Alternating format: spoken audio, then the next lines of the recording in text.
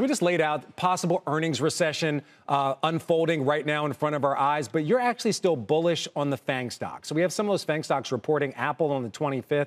So when it comes to the earnings for those FANG stocks, are you expecting them to not decline? Do you expect them to meet analyst estimates or perhaps exceed analyst estimates? No, I don't think they're going to meet expectations, but what they are, if you look at, Meta, you look at Microsoft, Apple, Amazon, these companies are 90% of the returns for the S&P 500. So this has not been a broad-based rally. And if you look at the, GDP forecast now for the Atlanta Fed, I think it's 1.5% growth. We may see, negative growth with the GDP. And I think that the data suggests that the economy is slowing down. ISM for service and manufacturing is below 50.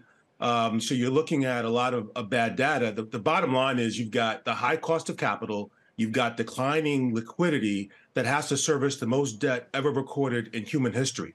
And so this has already bled into the corporate profits. I think earnings growth was down a little bit less than about 2.8% last quarter. It's probably going to accelerate this quarter. Okay. This is what we talked about, last month, which is that we have a corporate profits recession, which is what happens when you have the high cost of capital, high wages. Okay. Ivory, I want to jump in here. You're talking about the high cost of capital. Yeah. Clearly, you're referencing some of the rate hikes we're seeing.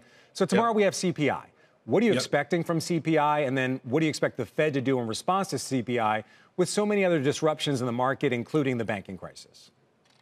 Well, I think CPI is actually decelerating, and we've got disinflation, and the banking crisis is one. It's a function of the misallocation of capital, where you've got zero interest rate policies that force these banks to go out on the yield curve to buy these held to maturity bonds, and then you get a liquidity crisis when investors or depositors want a higher rate of return, and they can go across the street.